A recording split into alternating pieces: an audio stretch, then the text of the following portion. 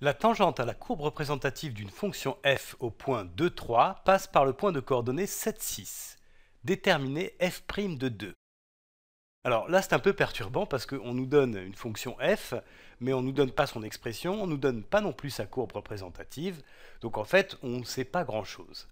Alors, c'est toujours utile d'essayer de se représenter un petit peu les choses dont on parle. Donc là, je vais faire un petit dessin. Peut-être que tu t'es déjà fait une représentation de la situation dans ta tête, mais comme tu n'es pas dans la mienne, moi, je vais faire un dessin. Et sur ce graphique, en fait, je vais pas tracer la courbe représentative de f puisque j'ai aucune indication pour le faire, mais je vais juste représenter ce que je sais.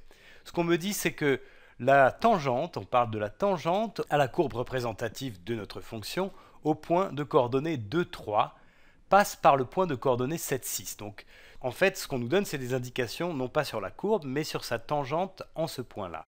Alors, je vais déjà placer ce point de coordonnées 2, 3. 2, 3, alors abscisse 2, c'est là, ordonnée 3, c'est là. Donc, voilà. Ça, c'est le point de coordonnées 2, 3. 2, 3. Voilà. Donc ce que je sais, c'est que la tangente va passer par ce point-là, hein, puisque ce point-là, c'est le point de contact de la courbe avec sa tangente.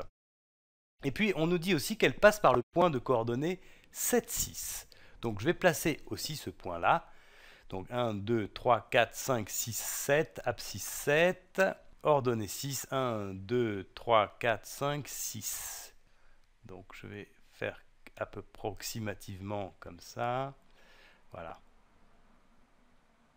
Donc ce point-là, c'est le point de coordonnées 7, 6.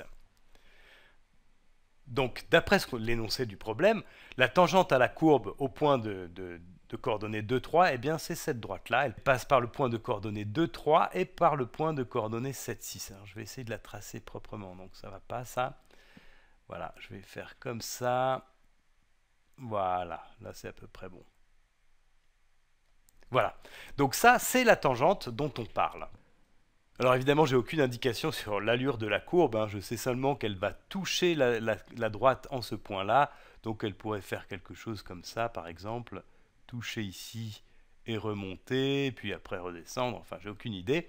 Elle pourrait aussi faire plutôt quelque chose comme ça, hein, remonter, toucher ici, et puis redescendre, remonter, voilà. On n'a aucune idée là-dessus.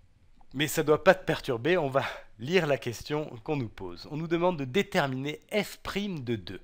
Donc f', c'est la fonction dérivée de f, et f' de 2, c'est le nombre dérivé de la fonction f au point d'abscisse x égale 2. Ça, c'est bien joli, mais comment est-ce qu'on peut relier ça à nos données? Eh bien, il faut savoir que le nombre dérivé au point d'abscisse x égale 2, eh bien, c'est le coefficient directeur de la tangente à la courbe au point d'abscisse x égale 2. Et cette tangente, eh bien, on sait que c'est cette droite-là. Donc finalement, ce nombre-là, f' de 2, eh bien, c'est la pente de la tangente. La pente de la tangente. Donc de cette tangente-là, dont on nous donne en fait 2 points. On a 2 points ici, ça suffit à déterminer une droite qui est cette tangente-là. Alors comment est-ce qu'on fait maintenant pour calculer la pente de cette tangente? On fait exactement comme quand on doit calculer la pente d'une droite. Si tu n'es pas à l'aise avec ça, va rapidement voir les vidéos qu'on a fait sur la Khan Academy là-dessus, parce que c'est très important. En fait, pour calculer la pente, eh bien, on va prendre 2 points quelconques. Donc ici, on n'a pas tellement le choix. On va prendre ces 2 points-là. Hein, c'est les seuls qu'on connaît, celui-là et celui-ci. Et on va calculer le rapport entre la variation des ordonnées et les variations des abscisses. Alors, la variation des abscisses, je peux la représenter ici. Hein. Donc, c'est la différence entre l'abscisse de ce point et l'abscisse de ce point. C'est ce que j'appelle delta x. Delta x. Et ici, c'est 7, qui est l'abscisse de ce point ici, moins 2, qui est l'abscisse de ce point. C'est cette distance-là, en fait. Donc 7 moins 2, ça fait 5. Et puis la variation des ordonnées correspondantes, eh bien, je peux la représenter ici. Voilà. Ça, c'est le delta y, la variation de la variable y entre ces 2 points.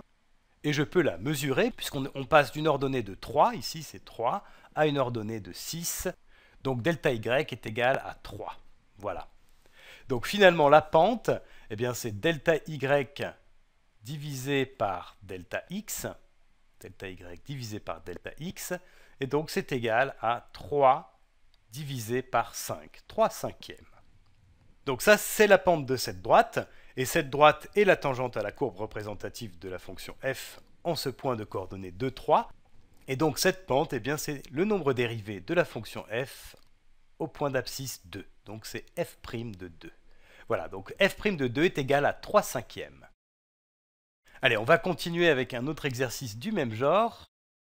Soit une fonction g telle que g de moins 1 est égal à 3 et g' de moins 1 est égal à moins 2. Déterminer l'équation de la tangente à la courbe représentative de g au point d'abscisse x égale moins 1. Alors là, comme tout à l'heure, on n'a pas beaucoup d'indications sur la fonction g, on n'a pas sa courbe représentative, donc je vais faire comme tout à l'heure, je vais faire un petit dessin pour essayer de représenter un petit peu la situation, ou en tout cas les données qu'on a.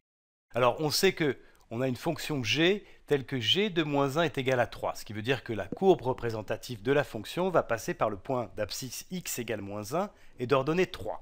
Donc x égale moins 1, c'est ici, ordonnée 3, c'est là. Donc elle va passer par ce point-là, de coordonnées moins 1, 3.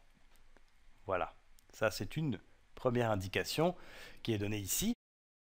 Et puis on sait aussi que g' de moins 1 est égal à moins 2.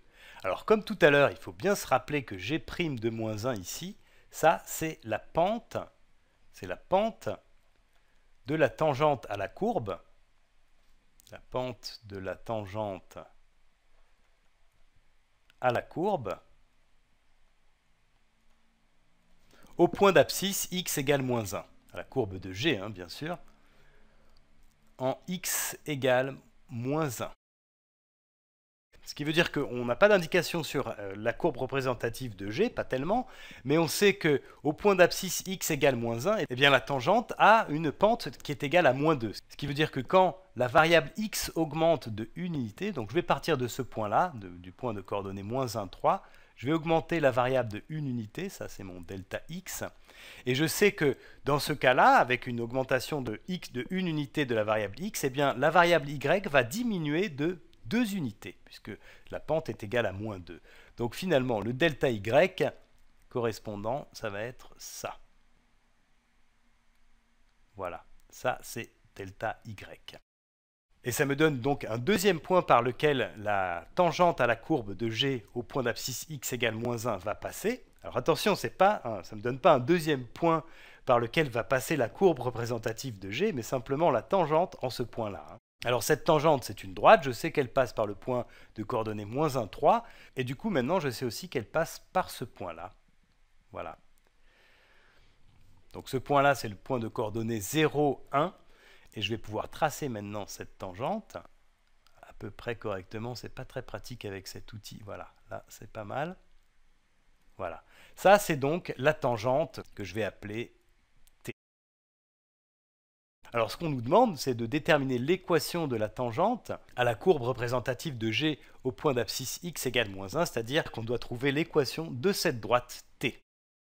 Alors pour ça, en fait, j'ai même pas tellement besoin de faire cette étude que je viens de faire. J'ai préféré le faire parce que je trouve que c'est assez intéressant. Mais ce que je sais, c'est que t, la droite t, elle a une équation qui va être de la forme y égale mx plus p.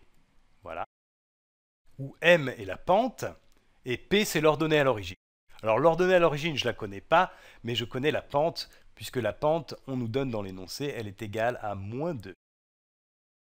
Donc finalement, l'équation de t, c'est y égale moins 2x plus p. Et ce qu'il reste à faire, c'est à déterminer ce p qui est là. Alors, d'après le travail qu'on a fait ici, on pourrait très bien voir que p est égal à 1, mais tu n'es pas obligé de faire comme ça. Ce que tu peux faire, c'est tout simplement remplacer x et y par des valeurs que tu connais. Et la seule indication que nous donne l'énoncé, c'est que cette droite-là, t, elle passe par le point de coordonnées moins 1, 3, puisque c'est là où elle touche la courbe. Donc ce couple-là, moins 1, 3, doit satisfaire cette équation-là. Alors je vais remplacer x par moins 1 et y par 3. Voilà, ça me donne alors y est égal à 3. Et ça doit être égal à moins 2 fois moins 1. Moins 2 fois moins 1 plus p. Et tu vois que de cette manière, on obtient une équation du premier degré. dont l'inconnu est P, et qu'on va pouvoir résoudre assez facilement. Alors là, je vais arrêter d'utiliser des couleurs différentes. Ça me donne 3 égale à moins 2 fois moins 1, ça fait 2, plus P. Donc finalement, on trouve que P, on soustrait 2 des deux côtés, et on trouve que P est égal à 3 moins 2, c'est-à-dire 1. Voilà, et ça correspond à ce qu'on aurait trouvé en utilisant le dessin qu'on a fait tout à l'heure. Voilà, à bientôt!